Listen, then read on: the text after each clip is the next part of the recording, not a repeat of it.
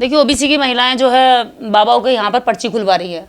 OBC की महिलाएं मंदिरों में जाकर के घंटा बजा रही हैं, प्रसाद चढ़ा रही हैं और बाबाओं के पैर दबा रही हैं, तो उन्हें उसमें मजा आ रहा है। और जो नाचने गाने वाली हैं उनकी नज़र संसद पर है और वो संसद की ओर जाने के लिए तालियां बजा रही हैं, खुश हो रही है, सेल्फी ले रही है। उन्हें पता है कि इसका लाभ हमें मिलने वाला है, वो जानती हैं, वो जागरूक है। महिला नहीं जाएंगी संसद में? पिछली महिलाओं को पता ही नहीं है कि उनको संसद में जाने की जरूरत है। पिछले नेताओं को नहीं पता। पिछले नेताओं में कितने नेता ऐसे हैं बोल रहे, बताइए। पिछले नेताओं को महिलाओं को देखिए आरक्षण मिला, किन महिलाओं को मिला? ये उन्हीं महिलाओं को आरक्षण मिला है जो जाति के आधार पर किसी अन्य बच्चे के रिजर्वेशन पर नफरत करती हैं, जो कहती हैं कि आरक्षण खत्म हो जाना चाहिए।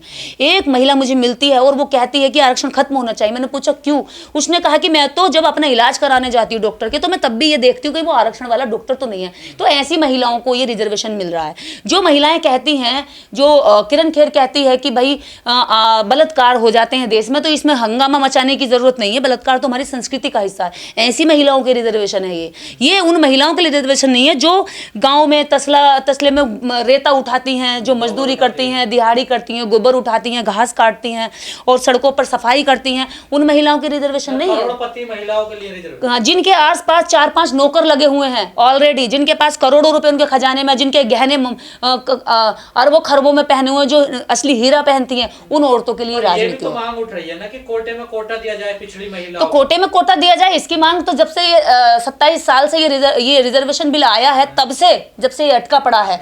और इस बिल में तब से ये बात होती जा रही है। लालू प्रसाद यादव और मुलायम सिंह यादव और रामविलास पासवान, जितने भी एससी ओबीसी के लीडर हैं, सबने इस बात पे कहा कि हाँ आप लाइए, लेकिन इसके अंदर एससी एसटी ओबीसी महिलाओं का संख्या अनुपात में भागीदारी तो दीजिए। ये थोड़ी आपने महिला रिजर्वेशन बिल कर दिया। जब आप न्यूज में एक न्यूज एंकर कह रही है कि महिला आरक्षण बिल की जाति मत पूछो, तो इन एंकरों से मैं पूछना चाहती हूं कि तुम्हारी जो एंकरिंग जो लिस्ट है उसमें कितनी महिलाएं वो हैं जो एससी की हैं, कितनी महिलाएं एसटी की हैं, कितनी ओबीसी की महिलाएं, कितने न्यूज चैनल में ओबीसी की महिलाएं काम कर रही हैं, इसका ब्यौरा दे दे मैं। अगर जाति ना पूछे, इसीलिए जाति ना पूछे कि तुम ही हर जगह मठाधीश बन के बैठी रहो, तुम ही हर जगह मजबूत बनी रहो, तुम ही हर जगह सारी चीजों के, सारी सुविधाओं के आनंद लूटो। इसका मतलब सीधा सीधा ये है कि इसलिए जाति पूछने से मना कर रहे हैं। जब यही औरतें एंकरानी उस पर खड़ी होकर के, अपने प्लेटफॉर्म पर खड़ी होकर के कहती हैं कि दलित बेटी के साथ बलात्कार हुआ, दलित बेटी के साथ, तब तुम क्यों बताती हो जाति? जब निर्भया पांडे के साथ बलात्कार होता तो तुम पूरे देश को तैयार कर देते हो कि मोमबत्ती लेकर जाए, तब तुम क्यों बताती हो जाति? जब तुम्हारे साथ कोई व्यक्ति ये पूछ लेता है कि तुम ईमानदार पत्रकार हो, तो तब तुम्हें क्यों भड़क हो जाती है? तुम अपने आप को क्यों एकदम से सवर्ण मान लेती हो? तो ऐसी महिलाओं के लिए ये रिजर्वेशन बिल आया है।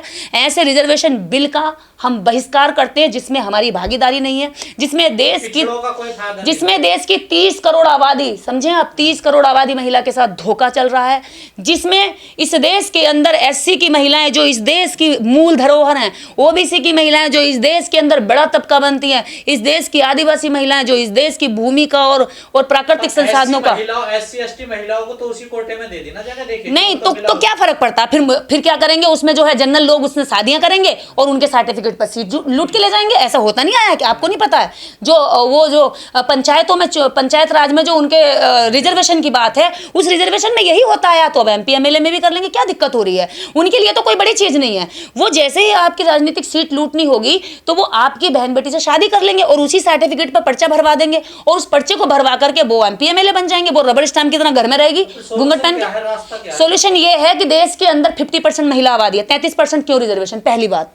दूसरी बात, जब देश के अंदर 50% महिला आबादी और 50% महिला आबादी के अंदर भी एससी एसटी ओबीसी अलग अलग कैटेगरी की महिलाएं हैं और उनका जीवन स्तर भी अलग अलग है, उनकी समस्याएं अलग अलग हैं, उनकी चुनौतियां अलग अलग हैं, तो उस हिसाब से उनको रिजर्वेशन देना चाहिए। संख्या अनुपात में भागीदारी दो, महिलाओं को भी दो। हम महिलाओं के 50% रिजर्वेशन की मांग करते हैं और इसमें संख्या अनुपात में भागीदारी दी जाएगी तो ईमानदारी से बंटवारा होगा। तो आपको लगता है जो अभी सांसद है उन्हीं की बीवियां फिर सांसद? बिल्कुल सांसद बनेंगी। जो सांसद है उन्हीं की बीवियां सांसद बनती आएंगी, उनकी बेटियां सांसद बनेंगी। उनके आगे पीछे 4-5 नौकर हैं और 10-10 नौकर हो जाएंगे, क्या फर्क पड़ता? महिलाओं की स्थिति में सुधार करना तो उनके लिए करो ना, जिनकी स्थिति बदतर है, जिनकी बद से बदतर स्थिति है, जो पूरा दिन खाती है, शाम को उन्हें पता नहीं है कि क्या खाएंगी। ऐसी औरतों के लिए महिला रिजर्वेशन बिल लाओ ना। जो फूलन देवी जैसी महिलाएं जो पूरी तरीके से सताई गई, उतना उनके साथ उत्पीड़न हुआ, ऐसी दुखी, दरिद्र, परेशान और दमित औरतों के लिए अगर रिजर्वेशन बिल आता, महिला बिल आता, तो हम इसका स्वागत करते। लेकिन ये हमारे हाथ को छीनने के लिए, हमारी राजनीतिक पावर छीनने के लिए, औरतों को और गुलाम से गुलाम बनाने के लिए।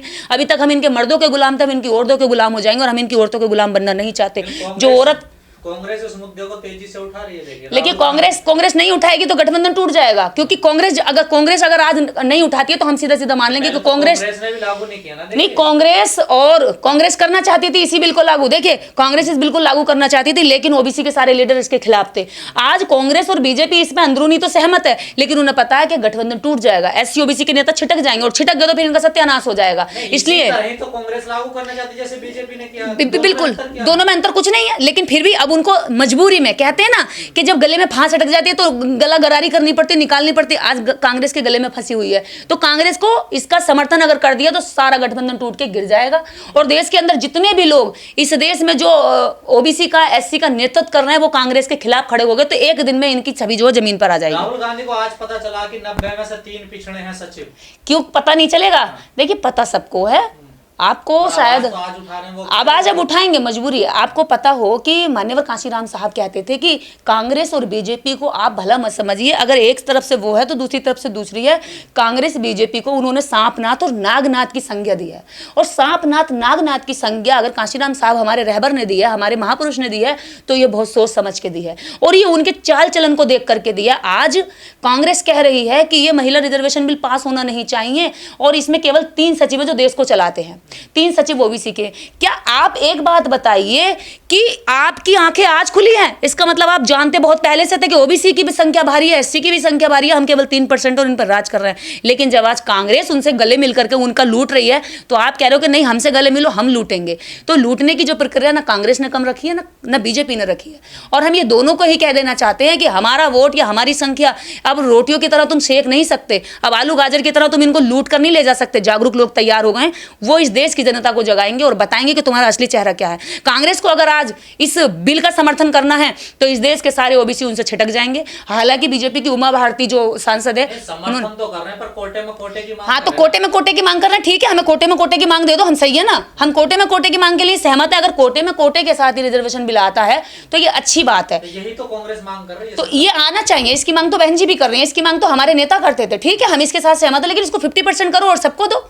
क्यों आप इतनी करोगे? 3% ब्राह्मण महिला, आप 3% ब्राह्मण महिला को दे दो, बाकी जो बची सारी महिलाओं को दे दो। हम तो राजी हैं, हम उनका हक नहीं खा रहे हैं, लेकिन हमारा जो खाया जा रहा है उस पर तो हमें बोलेंगे ना, उस पर तो हम बताएंगे। लेकिन देश में पहली बार किसी महिला सांसद ने बीजेपी की ने आवाज उठाई है, उमा भारती ने, कह रही है कि हमको क्या मिला, हमने इतना आंदोलन किए थे बीजेपी के लिए। देखिए, जब रथ यात्रा निकली थी राम मंदिर के लिए, तो इन्होंने पूरा जोर लगाया, पूरा ताकत लगाया और ओबीसी को जोड़ा।